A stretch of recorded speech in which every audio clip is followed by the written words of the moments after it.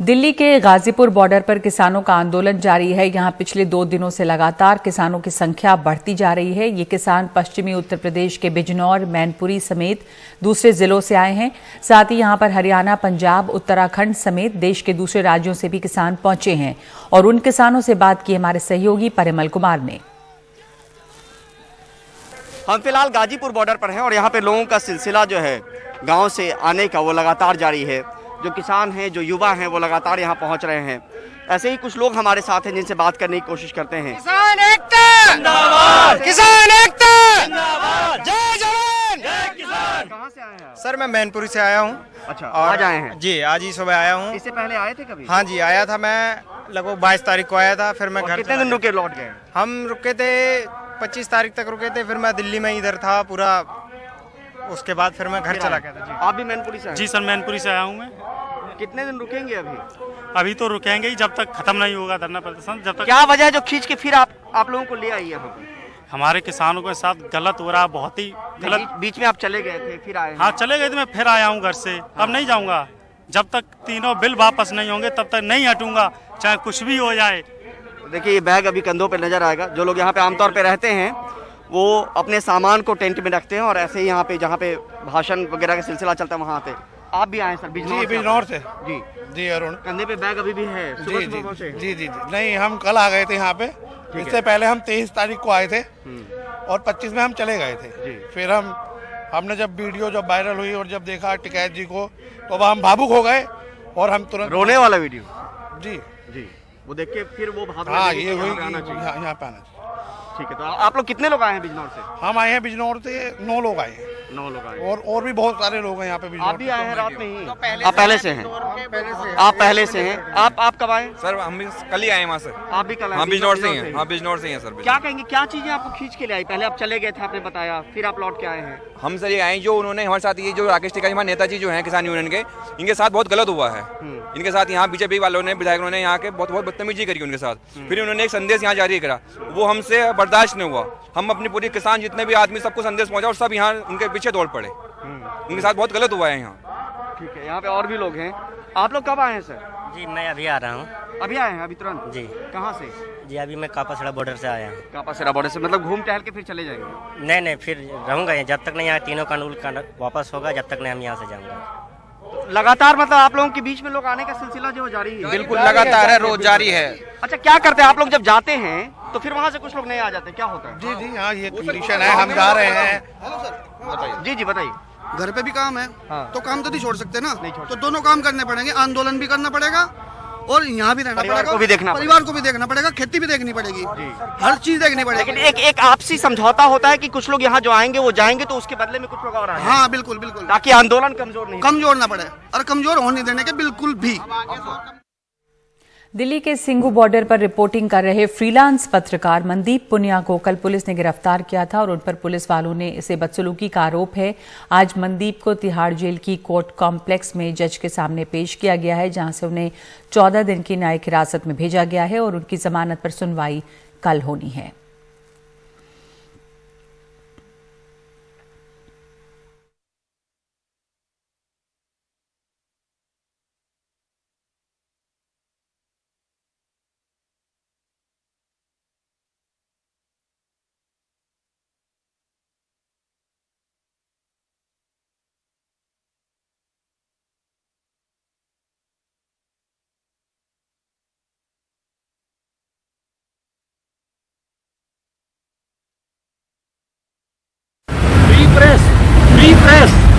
गिरफ्तार पत्रकार Mandeep Punia free press के नारे लगाते हुए। ये नारे उन्होंने तब लगाए जब पुलिस उन्हें मजिस्ट्रेट के सामने पेश करने के बाद तिहाड़ जेल लेकर जा रही थी। मनदीप स्वतंत्र पत्रकार हैं। उन्हें एक और पत्रकार धर्मेंद्र सिंह के साथ शनिवार शाम को पुलिस ने सिंधु बॉर्डर से हिरासत में ले लिया। धर्मेंद्र सिंह को अंडरटेकिंग देने के बाद छोड़ दिया गया, लेकिन मनदीप पुनिया को गिरफ्तार कर समयपुर बादली पुलिस स्टेशन में रखा गया। ये दोनों पत्रकार पिछले 2 महीने से किसान आंदोलन कवर कर रहे हैं। पुलिस ने मनदीप पुनिया के खिलाफ आईपीसी की 4 धाराओं के तहत मामला दर्ज किया है। उन पर पुलिस वालों के साथ सिंधु बॉर्डर पर बदसलूकी करने का भी आरोप लगाया गया है। मनदीप पुनिया की पत्नी का कहना है कि यह सरकार द्वारा किसानों के आंदोलन को कवर कर रहे पत्रकारों की आवाज दबाने की कोशिश है। आंदोलन को कवर कर रहे थे, कुछ एक्सपोज करना चाहते थे, फेसबुक लाइव के जरिए कुछ अपनी बात रखना चाहते। बिल्कुल, मुझे लगता है कि ऐसी ही कोई वजह रही होगी या ऐसी ही कोई वजह है। प्रशासन में जो लोग हैं उनकी जिम्मेदारी जो बनती है, उनकी जिम्मेदारी का एहसास दिलाने की किसी ने कोशिश की है। कुछ लोग बात करते हैं तो उनको इस तरह से मतलब उंगली टेढ़ी करके और उनको डराने या धमकाने की कोशिश की जाती है। कांग्रेस नेता राहुल गांधी ने मनदीप पुनिया की गिरफ्तारी की कड़ी आलोचना की है। उन्होंने ट्वीट किया कि जो सच से डरते हैं वो सच्चे पत्रकारों को गिरफ्तार करते हैं। उधर दिल्ली पुलिस हेडक्वार्टर के बाहर मनदीप की गिरफ्तारी के विरोध में पत्रकारों ने प्रदर्शन किया। यह पत्रकारिता की चुनौती भी है और भारतीय लोकतंत्र की भी। अगर पत्रकारों की यह जिम्मेदारी बनती है तो बिल्कुल सही खबर दे, तो सरकार की भी जिम्मेदारी बनती है कि पत्रकारिता की स्वतंत्रता का सम्मान करे। नई दिल्ली में कैमरामैन मनु नायर के साथ राजीव रंजन, एनडीटीवी इंडिया। राजीव रंजन इस समय हमारे साथ हैं। राजीव, आपने बातचीत की है उनकी पत्नी से भी, और इस समय की स्थिति है कि तिहाड़ में है और जमानत पर उनकी सुनवाई कल होगी। किस किस तरह के उनके ऊपर आरोप लगाए गए हैं, और जैसा आपने इस पर चर्चा भी की कि इससे एक जो आवाज है, जो आज़ाद आवाज है, उसमें उसको एक तरह से चुनौती भी दी जा रही है या उसके ऊपर दबाव भी होगा कि क्या कहें क्या ना कहें, किस मामले में एफआईआर हो जाएगी, किस मामले में जेल भेज दी जाएगी। तो इस तरह का एक डर का माहौल भी बनाने की कोशिश है इससे लेकर। कह रही है कम से कम जो उसकी जो पत्नी है उनका जो कहना साफ तौर पर ये कहना है कि जानबूझकर पुलिस वाले इस तरह के जो है ये धारा लगाई गई है, 4 जो धाराएं जो लगाई गई आईपीसी की, और साफ तौर पर ये कहना है कि जो वीडियो जो दिख रहा है उसमें साफ तौर पर ये दिख रहा है कि एक मनदीप के जो कैसे पुलिस वाले बदसलूकी कर सकता है जब आसपास करीब 50 जो पुलिस वाले उसको घेरे हुए हैं। ये उसकी पत्नी का कहना है, और पत्नी का साफ तौर पर ये कहना है कि जिस तरह को रिपोर्टिंग कर रहे थे और फेसबुक के जरिए कुछ एक्सपोज करना चाहते थे कि किसान आंदोलन जो लोग कर रहे हैं उनके खिलाफ किस तरह की साजिशें रची जा रही है, और इसको लेकर जो है उनकी आवाज दबाने के लिए ही ये पुलिस कार्रवाई की गई है। जी, क्या धाराएं उनके ऊपर लगाई गई हैं? मनदीप इंडिपेंडेंट जर्नलिस्ट थे, वो अपने फेसबुक लाइव करते थे, क्या वो और दूसरी जगहों पर लिखते भी थे? बिल्कुल सही कह रहे, फ्रीलांस जर्नलिस्ट थे, कारवान मैगजीन के लिए लिखते थे, और जो धाराएं जो लगाई गई उसमें एक नॉन अवेलेबल है और बाकी हो सकता है उनको बेल मिल जाए। और कल जब बेल पर सुनवाई होगी तो उम्मीद ये जताई जा रही है कि उनके वकील का ये कहना है कि कल शायद बेल मिल जाए। फिलहाल जो उनको 14 दिन के जुडिशियल कस्टडी में भेजा गया है, लेकिन उनका साफ तौर उनकी पत्नी का साफ तौर पर कहना, और खासतौर से देश के जो कई सारे जर्नलिस्ट हैं, आपको बता दें कि आज पुलिस हेडक्वार्टर के बाहर उन्होंने प्रदर्शन भी किया। साफ तौर पर यह कहना है कि जो एक स्वतंत्र आवाज है, जर्नलिस्ट जो रिपोर्टिंग कर रहा है उसकी आवाज को दबाने के लिए इस तरह की कोशिश हो रही है कि उसके ऊपर केस लगा दिया जाए, कुछ धारा लगा दिया जाए, ताकि वो एक जो न्यूट्रल रिपोर्टिंग जो कर सकते थे जर्नलिस्ट वो कम से कम ना करे। जी, धन्यवाद आपका राजीव। इसके खिलाफ तमाम पत्रकार भी आए हैं। अब इस मामले को लेकर मनदीप पुनिया इस समय तिहाड़ जेल में हैं और इससे इस बात पर सवाल उठ रहे हैं कि रिपोर्टिंग करने की जो आज़ादी है वो किस हद तक है और कितना एक डर का माहौल है, किसान आंदोलन कवर कर रहे पत्रकारों के ऊपर किस तरह का दबाव है। इसी दौरान बागपत के बड़ौत में भी किसानों की एक महापंचायत चल रही है। किसानों का धरना जबरन खत्म करवाए जाने के चलते किसान पुलिस प्रशासन से नाराज हैं। दिल्ली यमुनोत्री नेशनल हाईवे पर कृषि कानूनों के खिलाफ करीब 1 महीने से धरना चल रहा था। 27 जनवरी को रात में पुलिस यहां पर पहुंची और लाठी चार्ज किया, साथ ही किसानों के टेंट और तंबू उखाड़ कर ले गए। महापंचायत में पहुंचे किसान इस घटना से बेहद नाराज हैं। यहां दिल्ली की सीमाओं पर जारी आंदोलन को मजबूती देने की रणनीति भी बनाई जा रही है। इस महापंचायत में बड़ी संख्या में किसान जुटे हुए हैं। बड़ौत से ज्यादा जानकारी दे रहे हैं परिमल कुमार। फिलहाल हम बागपत के बड़ौत तहसील में है जहां पे महापंचायत चल रही है और आप देखिए कि यहाँ पे मंच पे जो अलग अलग खाप के चौधरी है वो यहाँ पर जुटे हुए हैं और यहाँ पर जो तमाम किसान हैं उनके हुजूम को समझा जा सकता है कि किस तरीके से आसपास के गांव के जो लोग हैं जो खाप से जुड़े हुए हैं वो यहाँ पर पहुंचे हैं और यहाँ पे एक अच्छी खासी तादाद आपको नजर आएगी। और दरअसल ये खाप जो बुलाई गई है वो यहीं पर बड़ौत में एक धरना चल रहा था, प्रदर्शन चल रहा था लंबे समय से, करीब 40 दिनों से, और उसको आरोप है कि पुलिस ने जबरन जो है गुरुवार रात में उसको खत्म करवाया और उसके बाद इन लोगों की कॉल हुई। और ये आप देख सकते हैं कि किस कदर जो है लोग यहाँ पे एक बुलावे पे पहुंचे हैं। करो या मरो जैसी इन लोगों के सामने में स्थिति है, हालत है। और उसी की बानगी हमने देखा कि दिल्ली बॉर्डर पर भी अलग अलग बॉर्डर पे जो किसान हैं वो लंबे समय से अपनी मांगों को लेकर बैठे हुए हैं। और एक बार फिर जब यहाँ पे आंदोलन कुचला गया तो उसके बाद ये लोग यहाँ पर पहुंचे हैं और इन लोगों से बात करने की कोशिश करते हैं। आप अपना नाम बताइए। निर्देश कुमार जी, क्या कहेंगे सर, मकसद क्या है इस ये पंचायत का मकसद है जो पुलिस ने जाति करी यहाँ पे किसानों को धरना उठाया उसके खिलाफ ये पंचायत आउट की गई है। और जो पंचायत क्या हुआ था रात में उस दिन, जब रात के 11 बजे हमारे बुजुर्गों पर लाठीचार्ज करेगा और हमारे बुजुर्गों को बेरहमी से पीटा गया। कितने लोग घायल हुए उसमें करीब 100 लोग घायल हुए, 100 के आसपास घायल। हाँ, 100 के आसपास। और उसके बाद एक कॉल जो दी गई, क्या कहेंगे जो दिल्ली में आप लोगों का आंदोलन चल रहा है वो चलता है, मजबूती देंगे? हाँ जी, मजबूती देंगे और जाएंगे, हटेंगे नहीं, वही रहेंगे, अड़े रहेंगे। मरना भी हो किसानों के लिए हम मर जाएंगे जी, मरने मिटने के लिए तैयार है हम। ठीक है जी। दिल्ली का जो आंदोलन चल रहा है उसमें परिवार से आप लोग भी जाएंगे? जाएंगे, जा चुके हैं, सब जाएंगे, सब जनता जाएगी यहाँ से जी। और भी कुछ युवा भी हैं हमारे साथ, उनसे बात करते जी। सबसे पहले तो मैं किसान हूँ, फिर मैं हूँ प्रतियोगी छात्र। मैंने इस शासन में 2 आंदोलन किए। पहला आंदोलन एसएससी के खिलाफ प्रतियोगी छात्र ने किया था, उसमें सरकार ने कहलवा दिया कि ये प्रतियोगी छात्र नहीं है, बताइए हम कौन है। दूसरा आंदोलन हमने ये किसानों के लिए किया, इसमें भी कहते कि आंदोलन किसानों का नहीं है, बताइए। मतलब हम 2 बार आंदोलन कर चुके, 2 बार आंदोलन को हमारा स्थगन करना चाहती है। लोकतंत्र की हत्या नहीं चाहते। लोकतंत्र रूसो कह गए थे, जनता का लिए जनता द्वारा, जनता के लिए शासन जनता द्वारा होता है। जब जनता एक्सेप्ट नहीं कर रही इस कानून को तो फिर जनता के लिए जनता का शासन कैसे रह गया? तो यहाँ पे कोई नेता नहीं है, लेकिन खाप के अलग अलग, यहाँ पर खाप चौधरी है, यहाँ पर खाप चौधरी की पंचायत है। यहाँ पर आज हम ये दिखाना चाह रहे हैं हम सब साथ हैं। सीधे तौर पे कहा जाता है कि बूंद बूंद से घड़ा भरता है और कमोबेश यही स्थिति है कि अलग अलग जगहों पे भी आंदोलन हो रहे हैं। और जो आंदोलन दिल्ली के बॉर्डर पे हो रहा है उसको एक मजबूती देने की कोशिश के मद्देनजर जो है वो यहाँ पर जो आंदोलन चल रहा था उस पर जब डंडों से प्रहार हुआ तो उसके बाद ये लोग एकजुट हुए, ये लोग खड़े हुए। और यहाँ पर आप देख सकते हैं कि लामबंदी और एकजुटता का वो मंजर आपको दिखेगा जिसके मकसद से यहाँ पर इनको बुलाया गया था। और उसी मकसद से एकजुटता का परिचय देने के पॉइंट ऑफ व्यू से जो खाप है, खाप से अलग अलग लोगों से जो जुड़े लोग हैं वो यहाँ पर पहुंचे। बाबा है, वो भी बात करना चाह रहे हैं। कितनी दूर से आए हैं बाबा इस खाप में शामिल होने के लिए महापंचायत में? 50 किलोमीटर दूरी से आया हूँ। 50 किलोमीटर? हाँ, मेरठ से परे है मेरा गाँव। तो अब देखिए कि कहां से लोग आए हैं, सिर्फ ये बताने की कोशिश कि ये 50 किलोमीटर वाले हो सकते हैं और दूर दूर से लोग आए हों। और जहां तक नजर आपकी जाएगी आप देखिए कि लोग ही लोग आपको यहाँ पर नजर आएंगे बड़ौत के इस तहसील में। और कोशिश यही है कि जिस तरीके से पहली पंचायत बुलाई गई थी उसके बाद जो आंदोलन कुचला गया उसके मद्देनजर एकजुटता दिखाने की ये कोशिश है और उसमें बहुत हद तक कामयाबी भी मिलती दिख रही है जो भीड़ यहाँ पर जुटी है। उत्तर प्रदेश के बड़ौत से कैमरा पर्सन प्रेम सिंह के साथ परिमल कुमार, एनडीटीवी इंडिया।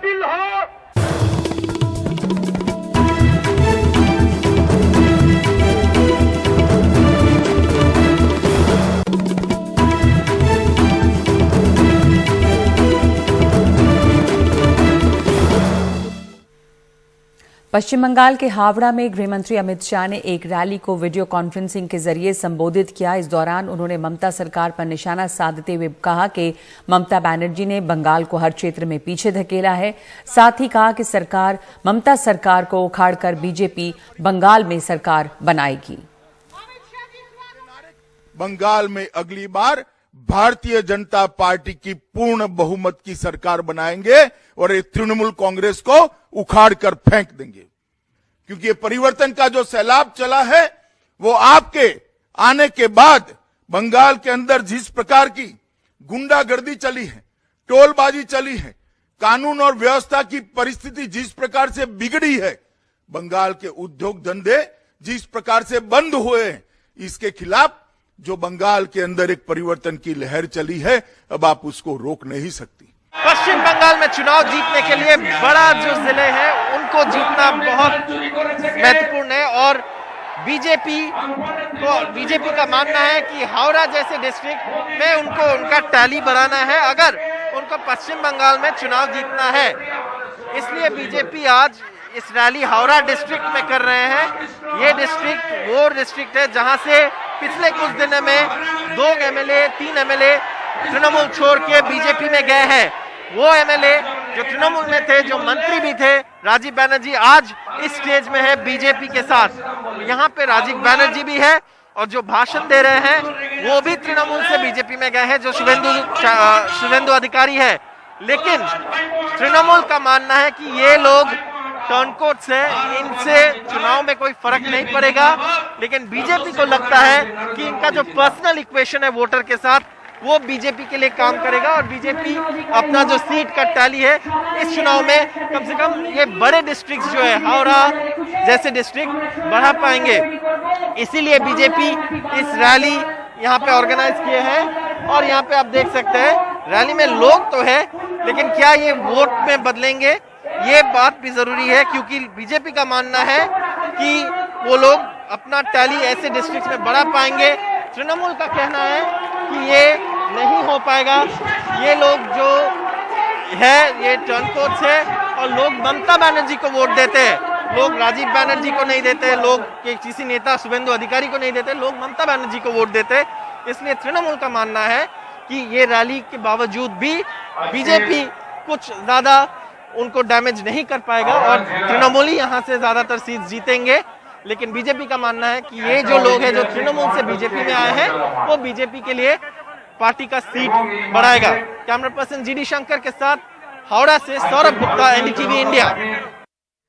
आज प्रधानमंत्री नरेंद्र मोदी ने अपने 73वीं बार मन की बात की है। अपने संबोधन में प्रधानमंत्री ने 26 जनवरी में को हुई दिल्ली की घटना का जिक्र किया है। उन्होंने कहा है कि दिल्ली में 26 जनवरी को तिरंगे का अपमान किया गया।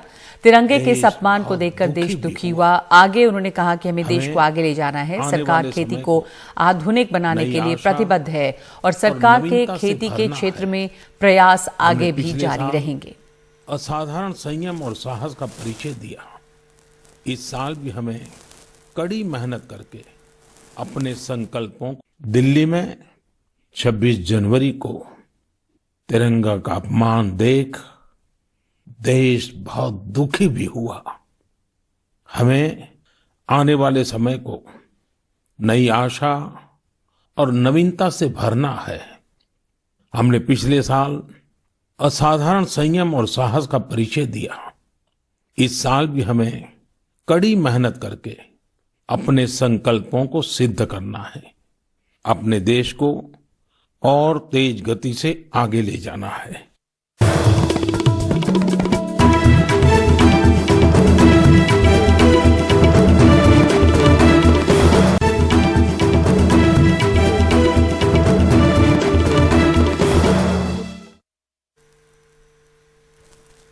मुख्य आर्थिक सलाहकार डॉक्टर केवी सुब्रमण्यम ने एनडीटीवी के साथ एक खास बातचीत में ये कहा है कि कोरोना के संकट में हमने शॉर्ट टर्म पेन लेकर लॉन्ग टर्म गेन पर ध्यान दिया है, जिससे वी शेप रिकवरी हासिल हुई है। साथ ही उन्होंने कहा कि इंफ्रास्ट्रक्चर और रियल एस्टेट पर हमारा जोर है, जिससे रोजगार बढ़ेगा।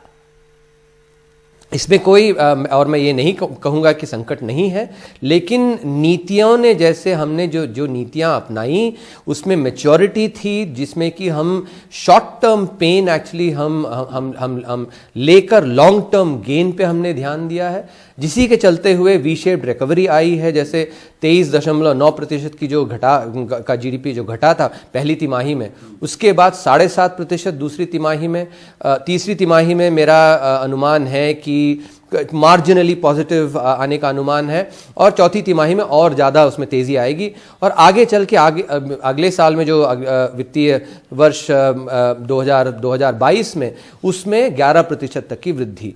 सीईओज अर्थशास्त्री अब ये कह रहे हैं कि उनकी जो सबसे ज़्यादा चिंता है वो जीडीपी ग्रोथ से नहीं जॉबलेसनेस से है, क्योंकि जब इकोनॉमी कॉन्ट्रैक्ट करती है तो निश्चित तौर पर जितने रोजगार के अवसर पैदा होने चाहिए थे आमतौर पर होते, उतने नहीं हुए हैं। यानी उतने लोग अभी भी बेरोजगार हैं। एक तो जो वेज सब्सिडी प्रोग्राम के अलावा इंफ्रास्ट्रक्चर में एक्चुअली काफ़ी जोर दिया जा रहा है, रियल एस्टेट में भी काफ़ी राज्य सरकारों ने जोर दिया है, तो जिसके चलते रोजगार में ज़रूर अच्छा असर आएगा और आया भी है।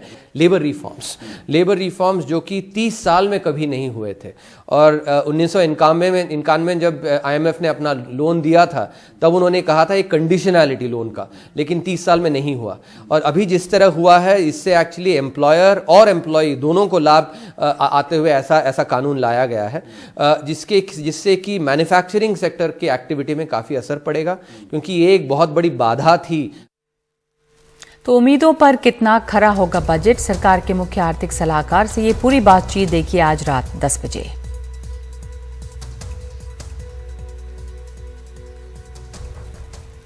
कल आम बजट पेश होना है। 11 बजे वित्त मंत्री निर्मला सीतारमण ये बजट पेश करेंगी। इस बजट में अलग अलग तबके को अपने लिए कुछ न कुछ उम्मीद है। कुछ लोगों से बात की है हमारे सहयोगी राजीव रंजन ने।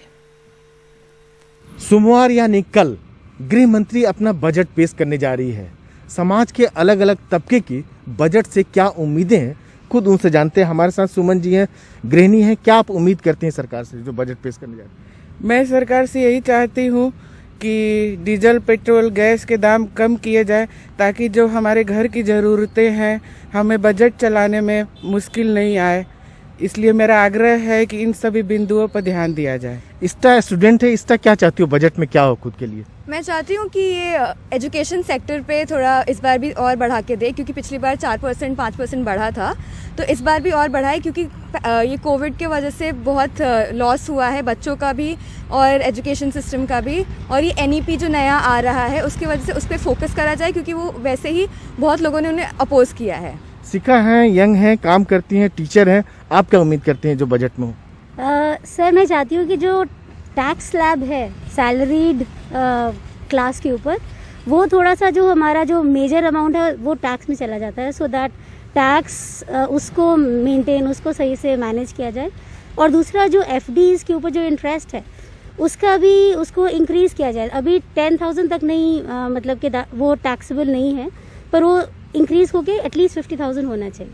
पीके जैन है जो बुजुर्ग हैं, आप क्या चाहते हैं सरकार क्या बजट में कुछ ऐसा कुछ हो? अभी हमें डाटा मिला है कि हमारे देश के अंदर 9 करोड़ लोगों ने इनकम टैक्स रिटर्न फाइल किया है, जिसमें सिर्फ 2.5 करोड़ लोगों ने टैक्स दिया है। तो मेरा कहना है माननीय वित्त मंत्री जी से कि ऐसा कोई सेल्फ असेसमेंट सिस्टम बनाया जाए जिसके अंदर रखा जाए कि 3 लाख रुपए तक जिनकी इनकम है उनको टैक्स रिटर्न फाइल करने की कोई जरूरत ना पड़े और वो अपना सेल्फ रिटर्न फाइल करके दें। और दूसरा है कि किसी भी अर्थव्यवस्था की जान जो होती है लॉन्ग टर्म सेविंग के लिए होती है।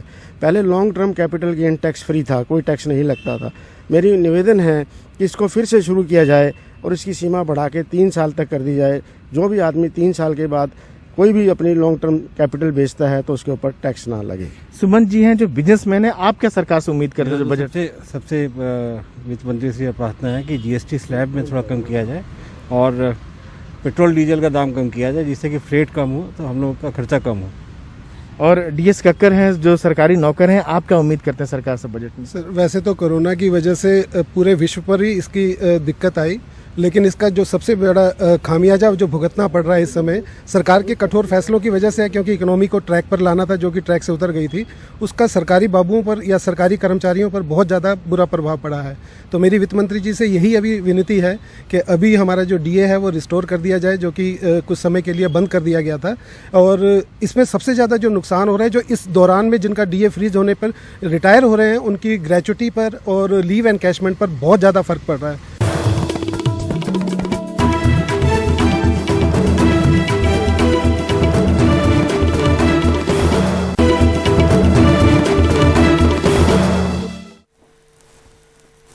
कोरोना के दौर में बेरोजगार लोगों की तादाद में लगातार बढ़ोतरी हुई है। महीनों गुजर जाने के बाद भी नौकरियां नहीं मिली हैं, मौके बहुत कम हुए हैं।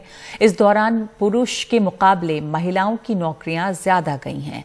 किस तरह की मुश्किलों से लोग गुजर रहे हैं, उस पर मेहर पांडे की ये रिपोर्ट। मैंने 3 दिनों में 500-600 से ज्यादा नौकरियों के लिए अर्जियां दी। बैठकर बस अर्जियां दिए जा रही हूँ, अभी तक एक भी जवाब नहीं मिला। 34 साल की ऋचा तिवारी दिल्ली में HR की ट्रेनिंग देती हैं और 15 साल का तजुर्बा है। लेकिन महामारी ने उनकी नौकरी छीन ली। बेंगलुरु में एक मल्टीनेशनल कंपनी में काम करते हुए 3 महीने ही हुए थे कि उनकी नौकरी चली गई। गुजारे के लिए उन्होंने फ्रीलांसिंग शुरू की। पहले 3-4 दिनों में मैं 1-2 सेशन ले लेती थी। किसी तरह 6 महीने तक काम चलाया। फिर इस साल जनवरी में मैंने हार मान ली। बेंगलुरु में और नहीं टिक पाई। अब वो द्वारका में अपने परिवार के साथ रह रही हैं। महीने भर से नौकरी की तलाश में हैं, लेकिन अब तक कोई कामयाबी नहीं मिली है। हिमांशु शर्मा, जो दिल्ली में 3 साल से नौकरी दिलवाने की कंपनी चला रहे थे, वो गवाह हैं कि अप्रैल में लॉकडाउन के बाद कितनी तेजी से नौकरियां घटी हैं। लॉकडाउन से पहले हर महीने 150 से 200 नौकरियां मिलती थी। लॉकडाउन के बाद वो घटकर 10 रह गई। हमें ऐसी महिलाओं से फोन आते थे जो या तो अकेली थी या अलग हो चुकी थी, जो बहुत तनाव में थी, लेकिन उन्हें आर्थिक हालात भी संभालने थे। शोध से संकेत मिलते हैं कि महामारी में सबसे ज्यादा नौकरियां महिलाओं की ही गईं। 1,70,00,000 महिलाओं की अप्रैल 2020 में नौकरियां गईं। लॉकडाउन या उसके बाद पुरुषों के मुकाबले महिलाओं की दुगनी नौकरियां गईं। पुरुषों को लॉकडाउन के बाद महिलाओं से 8 गुना ज्यादा नौकरियां मिलने की उम्मीद है।